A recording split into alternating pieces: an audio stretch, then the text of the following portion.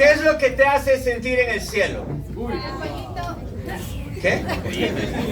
¿El pollito? El pollito. Algunos les hace sentir en el cielo la comida. No, aquel plato cada vez que te gusta y tú, wow. Algo que también te puede hacer sentir en el cielo es ganar un mundial. Imagínate ganar un mundial. No un mundial de desayuno, o sea, un mundial de verdad.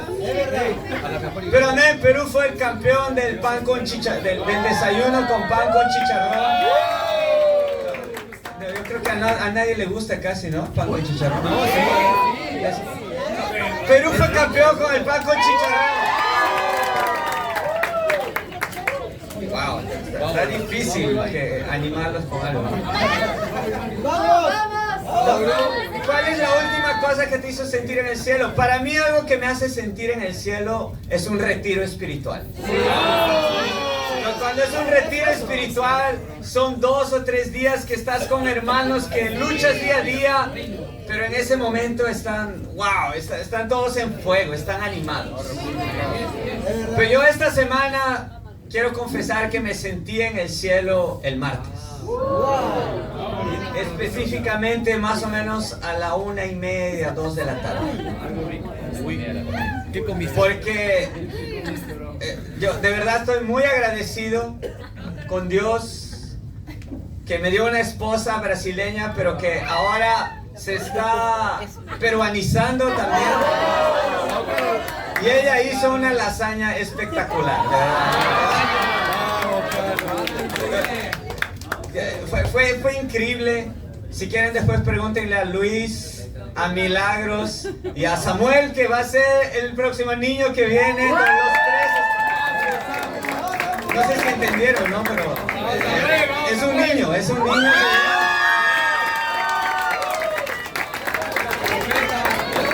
Luis pidió permiso para hablar de Samuel. Samuel estaba ahí, Samuel disfrutó la lasaña. Y gracias también, hermanos, por el turrón, estaba rico. Ya se terminó. Vamos de octubre. Pero yo me sentí en el cielo. Y muchas cosas te pueden hacer sentir en el cielo, hay veces. Y hoy día vamos a estudiar una escritura en que no solo el profeta se sintió en el cielo, sino que vio un pedazo del cielo. Y el título de nuestra clase es Una visión celestial. Isaías 6. Y es celestial porque vio a Dios, no porque vio a Cristal. Cristal el equipo, ¿no? Isaías capítulo 6, versículo 1. ¿Cómo una visión celestial puede cambiar tu vida? Isaías 6, capítulo 1. El año de la muerte del rey Uzías, vi al Señor excelso y sublime, sentado en un trono. Las orlas de su manto llenaban el templo.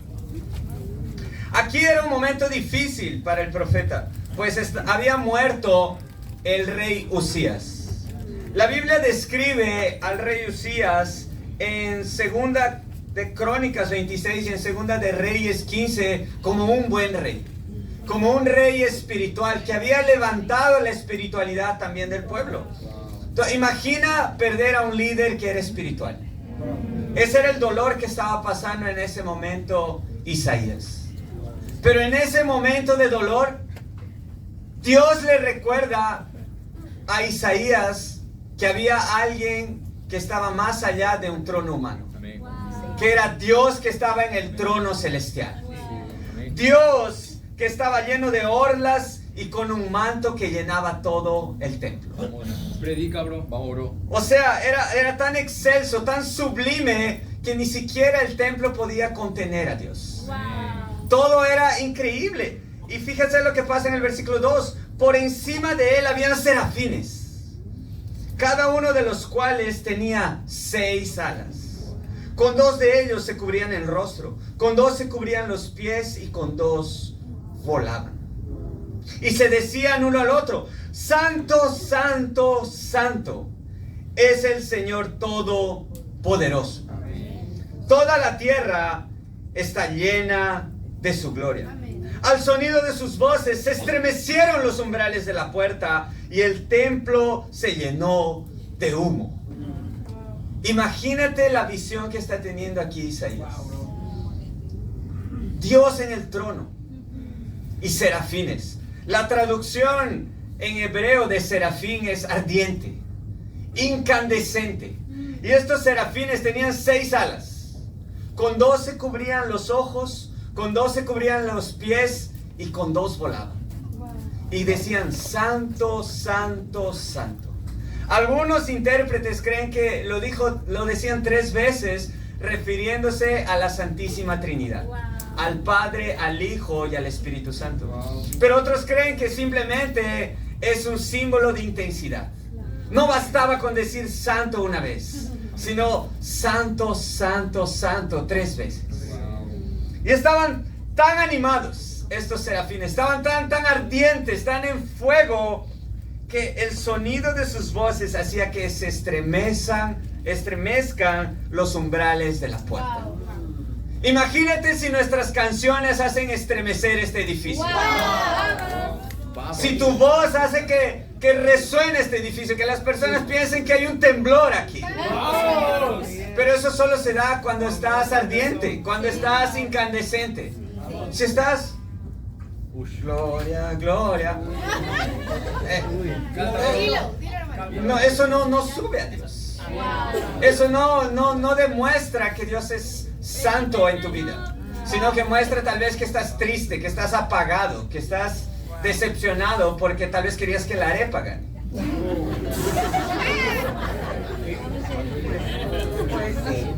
Y yo de verdad estaba dividido. A mí me gusta el pan con chicharrón, pero me gusta mucho la arepa. Comí la arepa en Chile con los hermanos. César ya se sintió decepcionado. Vamos, marraqueta. A algunos les gusta la marraqueta. Pero cuando estás alegre con Dios, tu voz se estremece. ¿Dónde vas? Cuando estás animado con Dios, haces que las puertas se estremezcan, haces que los vidrios estén temblando, porque estás animado con Dios. Amén. Y en el versículo 6, fíjense lo que pasa. No, versículo 5, perdón. Al ver toda esa visión, entonces grité: ¡ay de mí que estoy perdido! Soy un hombre de labios impuros y vivo en medio de un pueblo de labios blasfemos.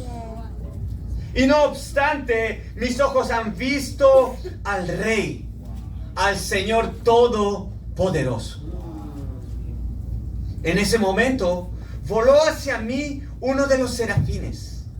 Traía en la mano una brasa que con unas tenazas había tomado del altar. Con ella me tocó los labios y me dijo: mira, esto ha tocado tus labios.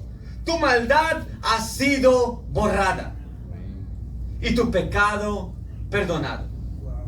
Entonces oí la voz del Señor que decía: ¿a quién enviaré? ¿Quién irá por nosotros? Y respondí: aquí estoy, envíame a mí. Él dijo: ve y dile a este pueblo: oigan bien, pero no entiendan. Miren bien, pero no perciban.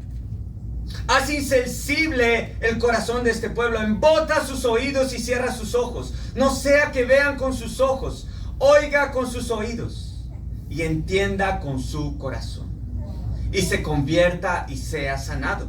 Entonces exclamé: ¿hasta cuándo, Señor?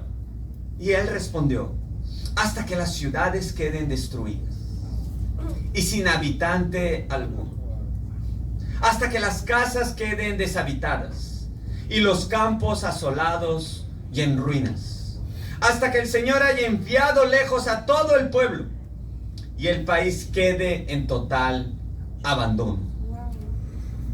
Y si aún queda en la tierra una 10ª parte, esta volverá a ser devastada. Pero así como al talar la encina y el roble queda parte del tronco, esa parte es la simiente santa.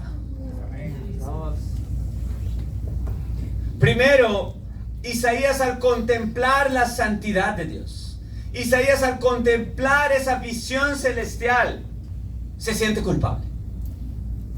Se siente culpable, porque por más que él era el profeta del pueblo de Dios, por más que probablemente él era el hombre más justo que había en ese momento, el hombre que Dios había escogido para transmitir su palabra, cuando él está frente a la presencia de Dios, ve cuán pecador era. Ve cuán impura era su vida. Y no solo la de él, sino la de todo el pueblo. Y él se lamenta inicialmente y dice: ¡ay de mí! Que soy un hombre impuro. ¡Ay de mí! Que soy un hombre de labios impuros. Pero Dios manda un serafín. Dice que el serafín, que significa ardiente, recuerdan que significa incandescente, tomó una brasa del altar, una brasa caliente, que era tan caliente que ni siquiera el serafín podía cogerla con las manos, sino que tuvo que usar tenazas. Y la puso en la boca de Isaías. Imagínate si cada vez que hablas algo impuro, algo caliente se pone en tu boca. ¿Cómo sería tu vida? Si te ponen rocoto cada vez que hablas algo impuro. Fue más que rocoto. Pero después que pasó eso, el serafín le dice: tu pecado ha sido perdonado, tu maldad ha sido borrada, ya no tienes culpa. Y ese es nuestro primer punto. Dios te quita la culpa.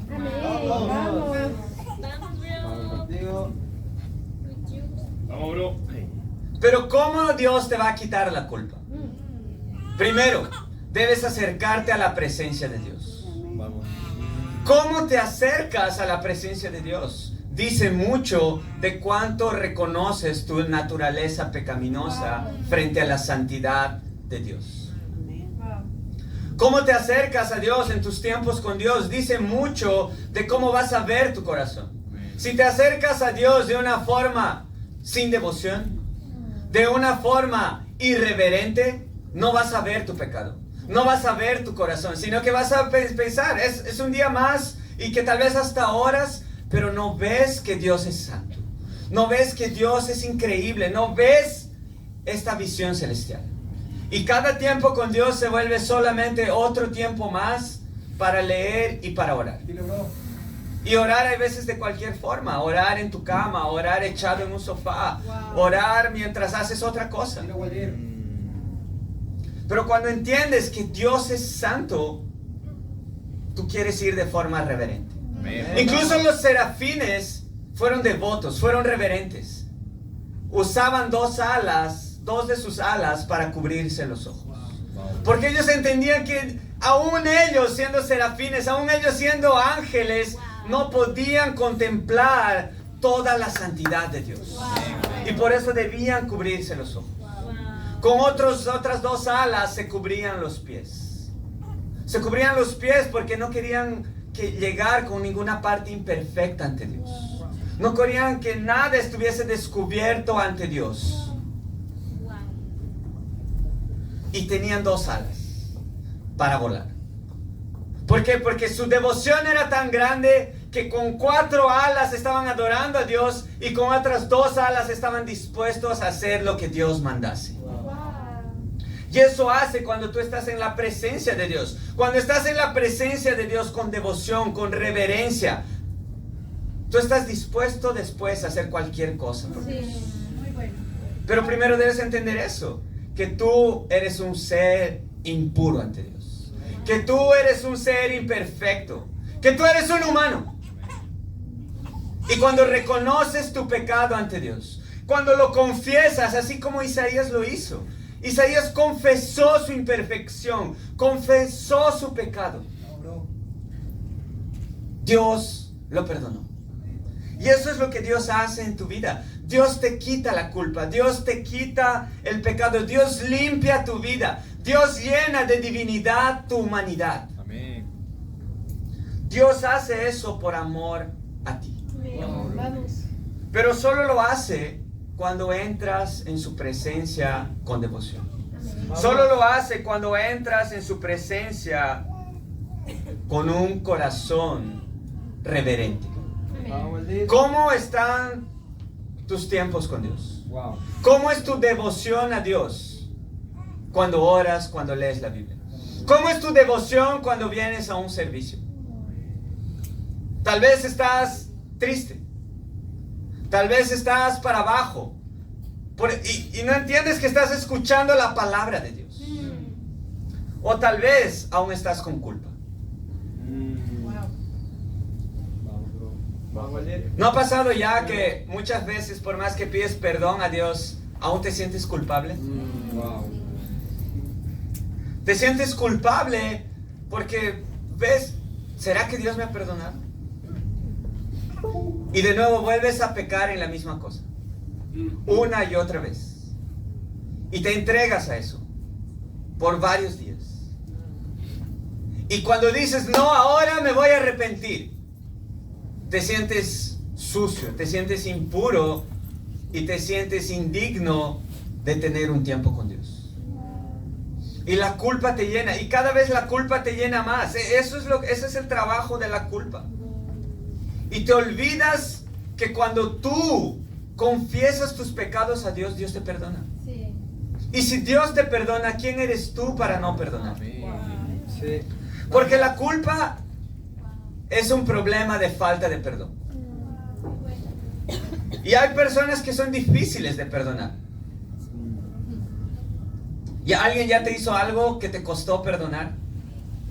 Es fácil recordar muchas veces. Tal vez incluso está a tu derecha o está a tu izquierda. Lo miras y wow. Tal vez te hizo algo que tú dijiste, ¿por qué lo hizo así?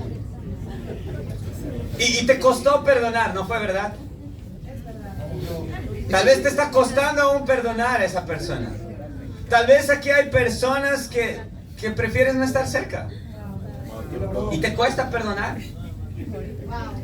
Pero hay una persona a la que te cuesta perdonar aún más. ¿Por qué? Porque esa persona te falla todos los días. Esa persona te dice, mañana vamos a comenzar la dieta y no comienza. Sigue comiendo pan con chicharrón.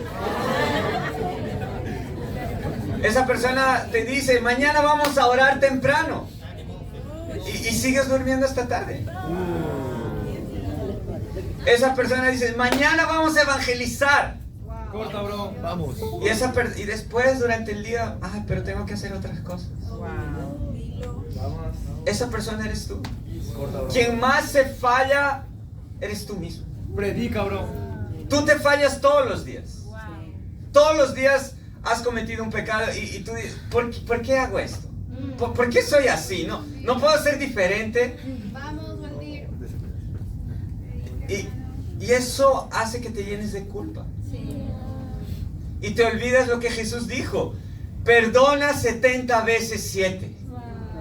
Perdónate 70 veces 7. Si Dios te ha perdonado, si has confesado tu pecado, si tienes un corazón arrepentido, perdónate. Si Dios te ha perdonado, ¿quién eres tú para no perdonarte? Vamos a valer. Pero hay veces también no nos perdonamos. Hay veces no vemos nuestro arrepentimiento porque no vemos la consecuencia de nuestro pecado. Fíjense conmigo en Números 5:5. Vamos. Muy bueno. Vamos contigo.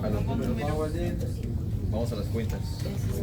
Entonces vamos a ver que en Números, a mí me gusta mucho Números porque habla de números. Y vamos a ver cuál es la consecuencia del pecado. Números 5:5.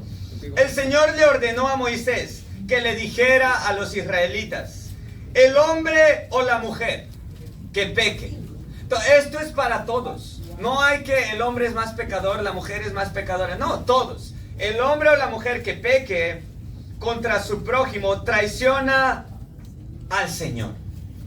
Es importante recordar que siempre nuestro pecado, por más que hiera a otro, primero es ¿con quién? Con Dios.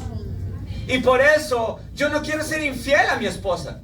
Ni siquiera se me pase esa idea en la cabeza. ¿Por qué? Porque yo no quiero serle infiel a Dios.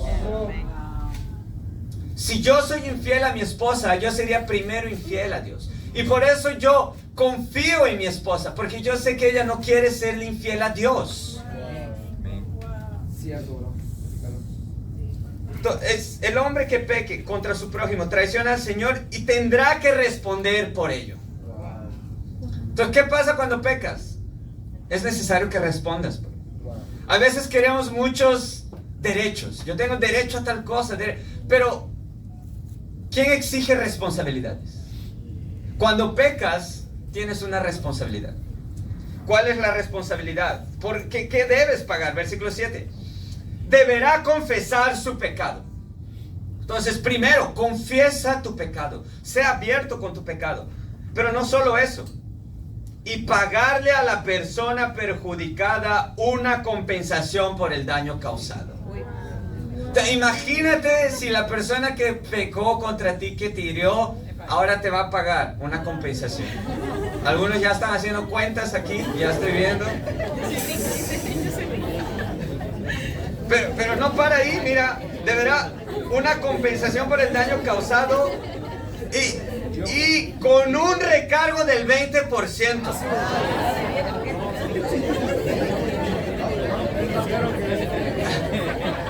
El interés está alto por pecar. Versículo 8. Pero si la persona perjudicada no tiene ningún pariente, la compensación será para el Señor y se le entregará al sacerdote junto con el carnero para la expiación del culpable. Cuando pecas, es verdad, eres culpable. Cuando pecas, has cometido una falta contra Dios.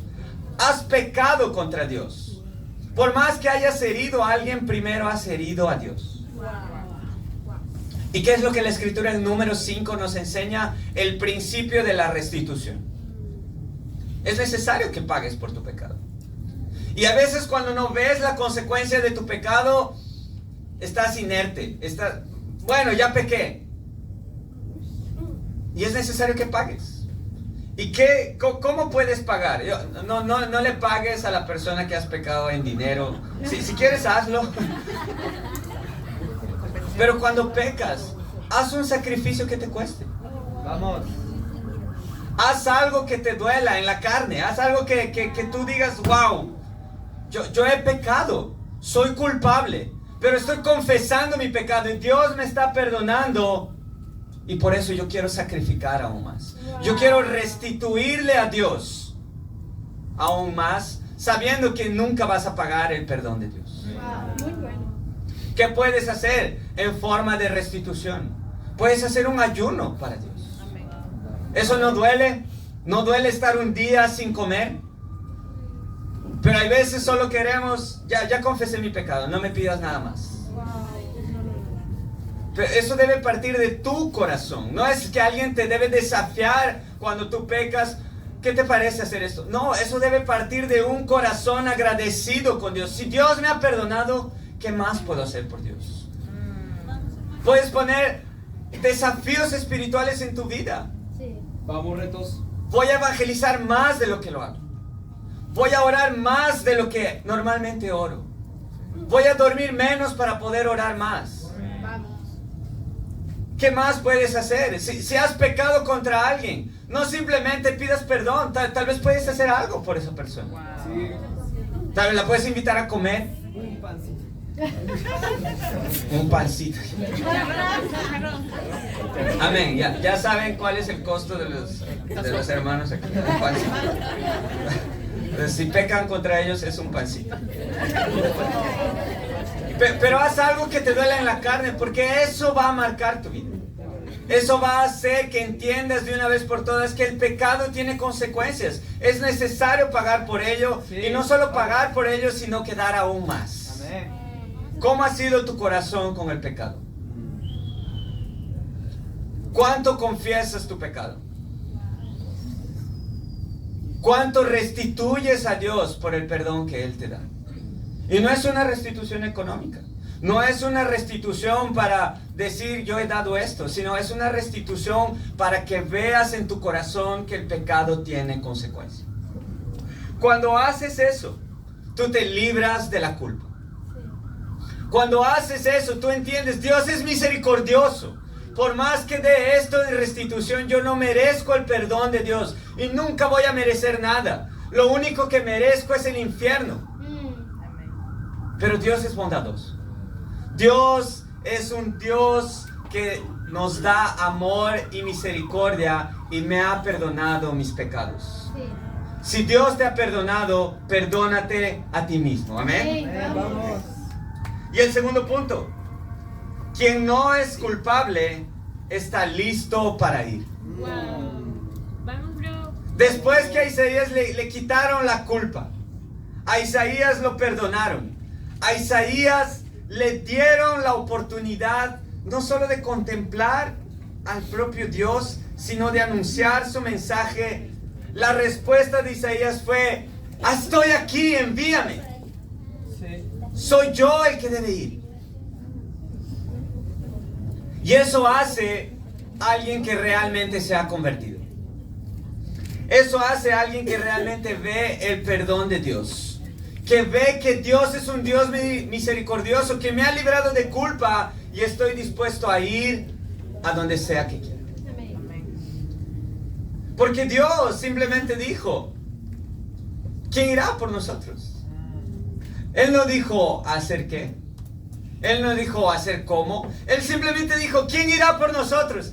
Y Isaías ni siquiera sabía a dónde iba a ir. No sabía qué iba a decir. No sabía para qué era. Pero Isaías estaba dispuesto. Yo estoy aquí. Vamos. Predica, bro. Y ese es el corazón de alguien que se ha convertido. Sí. Tal vez muchos aquí escucharon el mito de la caverna de Platón. En que unos hombres están encerrados en una caverna y todo lo que ven son sombras. Pero en un momento deciden: ¿y si salimos de la caverna? Y salen de la caverna. Y ven el brillo. Primero, por el brillo se tapan los ojos, porque no podían ver, no estaban acostumbrados a la luz. Pero después se acostumbran a la luz y ven la realidad. Y eso cambia totalmente su vida.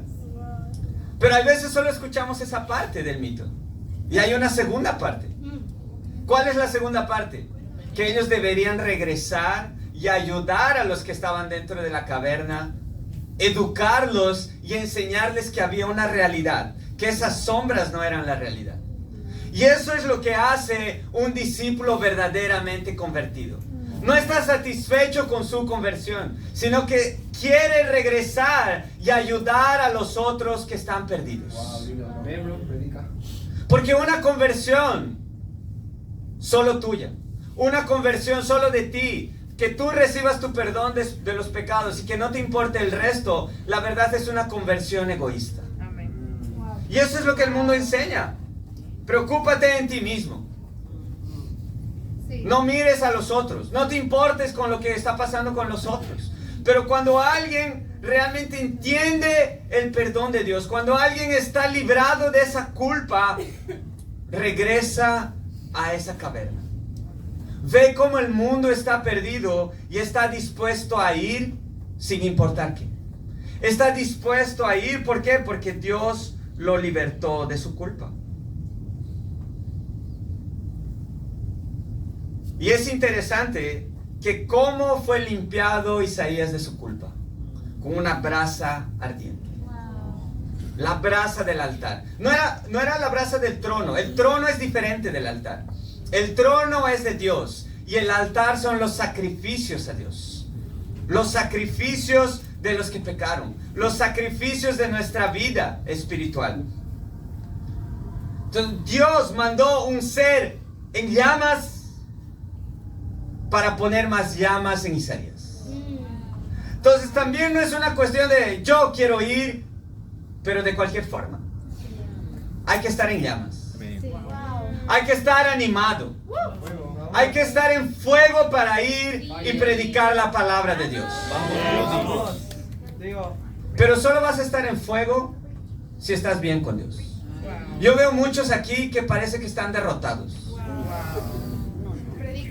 Vamos, bro. Y esta semana Brexon me contó de un concierto, ¿no? De un chico que se llama... se olvidó. Oh. Y es un rockero que vino al Perú y dice que en medio del concierto Fito Páez. Y en medio del concierto, él detuvo el concierto. Y dijo, no voy a cantar más, porque esto parece un cementerio.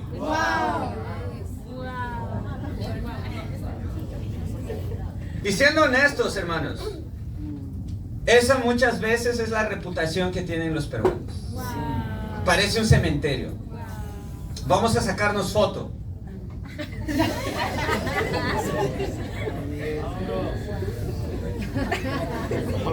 Vamos a cantar para Dios.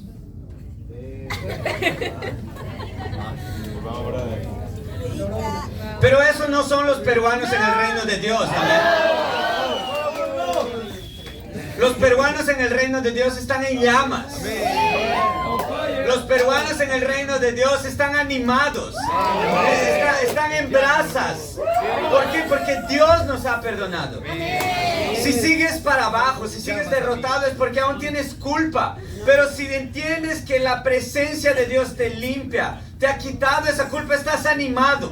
Estás dispuesto a ir donde quiera que sea, sin importar aún siquiera si sabes lo que va a pasar. Y a mí me animan los hermanos que están en fuego, que están en llamas. Tú lo ves a Miguel y está en llamas. Pero no puede ser solo Miguel. No puede ser solo dos, tres hermanos. Todos debemos estar animados. Todos debemos estar en llamas, cantando para Dios. ¿Cuál es nuestro corazón para venir al servicio? Solo vas e incluso ni siquiera llegas a la hora que fue pactada. Familia, vamos a comenzar los servicios 10 en punto. Con quien está animado, con quien está en llamas, con quien está con ese fuego de Dios. Si no estás en fuego, ora antes de venir. Si no estás en fuego, pídele perdón a Dios, que Dios te va a perdonar. Dios no es que no te quiere perdonar, pero pídele perdón. Si llegas con una cara de tristeza, pídele perdón a Dios. Porque no es a hombres al que estás sirviendo. Tu misión no es con hombres. Tu misión como discípulo es ir y evangelizar este mundo. Vamos. Pero solo lo vas a hacer si estás libre de la culpa. Confiesa tu pecado. Preséntate ante Dios con devoción. Y vas a estar dispuesto a hacer lo que sea. Vamos. ¿Y cuál era la misión para Isaías? ¿Cuál, bro? Ve y predica a un pueblo obstinado. Vamos, brother. Vamos, bro. Vamos, Nínive. Ve y predica a un pueblo que todo el mundo va a ser destruido. Vamos, Perú. Ve, predica a un pueblo que va a ser aniquilado. Que tienen oídos pero no oyen. Que tienen ojos pero no ven. Que tienen corazón pero no entienden. Y no eran cualquier persona. Estas personas ya eran parte del pueblo de Dios. Estas personas se supone que ya deberían estar bien con Dios. La misión de Isaías era predicar a las personas que ya sabían quién era Dios, que ya vivían como Dios. Si tu corazón aún es lleno de culpa, si tu corazón aún no ve su pecado, si tu corazón no está dispuesto a restituir por el perdón de Dios, tú eres como esas personas. Tienes oídos pero no oyes. Tienes ojos pero no ves. Y estás aquí, apenas tu cuerpo está aquí, pero tu mente no está aquí. Tu corazón no está aquí, tu espíritu no está aquí. Y por eso no estás en fuego.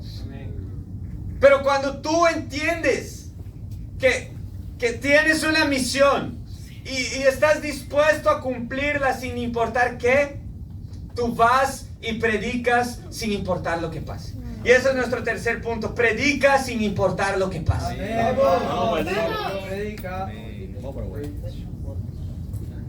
Imagínate si alguien te manda y te dice, evangeliza con 10 personas todos los días. Y las 10 te van a decir no. ¿Cuán animado estarías para hacer eso? Evangeliza con 100 personas todos los días. Y todos te van a rechazar.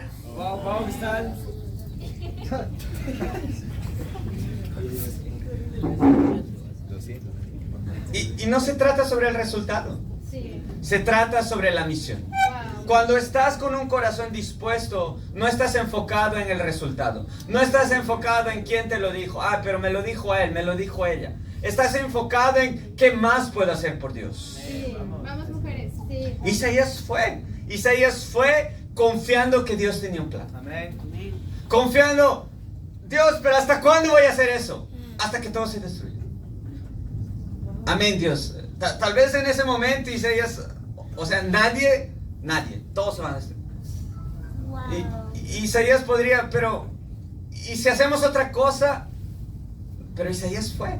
Y si tú sigues leyendo en Isaías 7, habla de la promesa del Mesías, la promesa del Emanuel.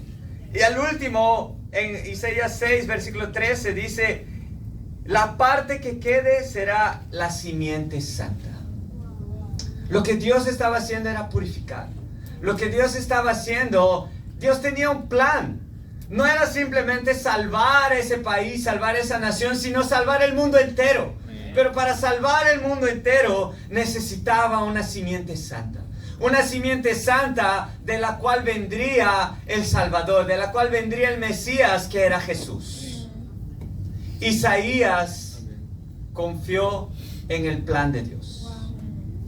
Isaías vio a Jesús. ¿Cómo lo vio a Jesús? Fíjense conmigo en Juan 12, versículo 40. Vamos, Liz. Vamos, bro. Contigo.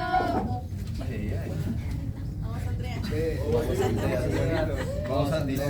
¿Están animados para entender? ¿O solo las Andreas están animadas? Vamos.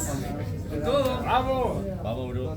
Juan 12, Vamos, Liz. versículo 37. Vamos, bro. A pesar de haber hecho Jesús todas estas señales en presencia de ellos, todavía no creían en él. Muchas veces eso es lo que las personas buscan. Las personas buscan resultado.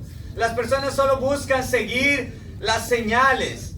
Y mira, por más que había señales, no creían en Jesús. ¿No es eso lo que el mundo religioso busca? La teoría de la prosperidad. ¿No es eso lo que te prometen? Cuando tú das más contribuciones, más Dios te va a aumentar tus finanzas. Cuando tienes más citas, más cerca estás a enamorar. Cuando estás haciendo más Dios te va a retornar el doble, el triple. Da 10 veces, te cobran en tarjetas de crédito, te piden terrenos. Y eso es lo que el mundo religioso enseña, la teoría de la prosperidad. Y eso es lo que las personas buscan señales, buscan milagros. Y van a donde está eso. Y por más que hay señales, milagros, no creen en Jesús. Versículo 38. Así se cumplió lo dicho por el profeta Isaías. Señor, ¿quién ha creído en nuestro mensaje? ¿Y a quién se le ha revelado el poder del Señor? Por eso no podían creer, pues también había dicho Isaías, les ha cegado los ojos y endurecido el corazón, para que no vean con los ojos, ni entiendan con el corazón, ni se conviertan y yo los sane. ¿No es las mismas escrituras de Isaías 6? Y el versículo 41. Esto lo dijo Isaías porque vio la gloria de Jesús y habló de él. Isaías vio la gloria de Jesús. Cuando Isaías estaba frente a la presencia de Dios, Isaías vio la gloria de Jesús. Porque la Santísima Trinidad siempre fue y siempre será el Padre, el Hijo y el Espíritu Santo. Y Jesús le agregó humanidad a su divinidad. Jesús era totalmente divino, pero Él decidió venir a la tierra y vivir como un ser humano.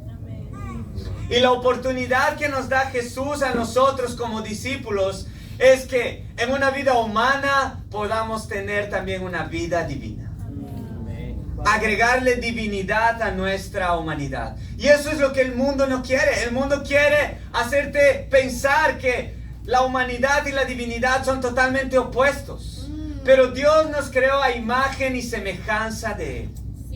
Y por eso Dios le dice a Isaías, ¿quién irá por nosotros? No dice quién irá por mí. Él dice quién irá por nosotros, haciendo referencia al Padre, al Hijo y al Espíritu Santo.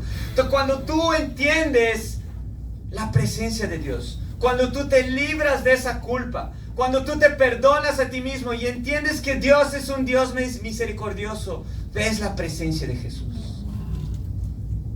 Y cuando ves la presencia de Jesús, eres un testimonio de vida.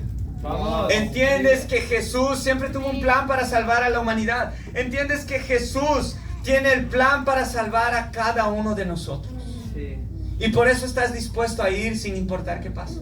Vamos. Por eso estás dispuesto a ir por más que te rechacen. Por eso estás dispuesto a ir por más que ni siquiera sepas a dónde vas. Eso solo pasa cuando estás conectado con Dios, cuando estás conectado con Jesús y con el Espíritu Santo. Vamos, Waldir. Isaías preparó el camino para Jesús. Sí, cabrón. ¿Cuánto estás preparando el camino para Jesús? Jesús volverá otra vez. ¿Cuánto estás dando tu corazón para atestiguar que Jesús es nuestro Salvador? ¿Cuánto estás dando tu corazón para atestiguar que Jesús vendrá un día y se llevará a sus discípulos? Amén. ¿Cómo es tu vida para preparar el camino a Jesús? Vamos, Waldir. Y eso es lo que hace lo que pasa en tu vida cuando tú tienes una visión celestial. Cuando tienes una visión celestial y estás cerca a la presencia de Dios, primero tienes un corazón de confesar tu pecado. Tienes un corazón de ver tu impureza, ver cuán fallo, cuán imperfecto eres y cuánto Dios es santo, cuánto Dios es perfecto. Pero cuando tienes esa visión celestial, también tienes la visión de que Dios te perdona tus pecados. Amén. Dios te libra de esa culpa. Sí. Y cuando te libra de esa culpa, tú tienes el corazón de ir sin saber por qué, de ir sin saber a dónde, de ir sin saber cómo. Y ese es el llamado que Dios tiene para cada discípulo, de ir y servir a Dios. Ir y servir en el ministerio de niños. Vamos. Ir y servir para liderar una charla bíblica. De ir y servir para otro distrito, para fuera de Lima. Vamos Arequipa. Para ir y servir donde ni siquiera tal vez nunca te imaginas. Vamos Fereñafe. Cuando estás libre de culpa, estás con un corazón dispuesto a ir. Dispuesto a ir sin importar qué pase. Sin importar si te rechacen. Sin importar si va a haber pan con chicharrón o no. Sin importar nada. ¿Por qué? Porque tú estás conectado con Dios. Tú has visto la presencia de Cristo, así como Isaías lo hizo. Sí. Isaías testificó la presencia de Cristo. Testifiquemos la presencia de Cristo. Tengamos cada día una visión celestial en nuestro tiempo con Dios. ¿Cuál es el desafío? Ten una visión celestial en tu tiempo con Dios. Amén, vamos. Cada día tienes una oportunidad de ver más un pedazo del cielo. Cada día puedes conocer un poco más de Dios. Puedes conocer más atributos de Dios. Y cuando lo hagas, tú te vas a librar de esa culpa. Vas a confesar tus pecados. Vas a librarte de esa culpa y vas a estar dispuesto a ir sin importar dónde ni cómo. Y para Dios sea la gloria.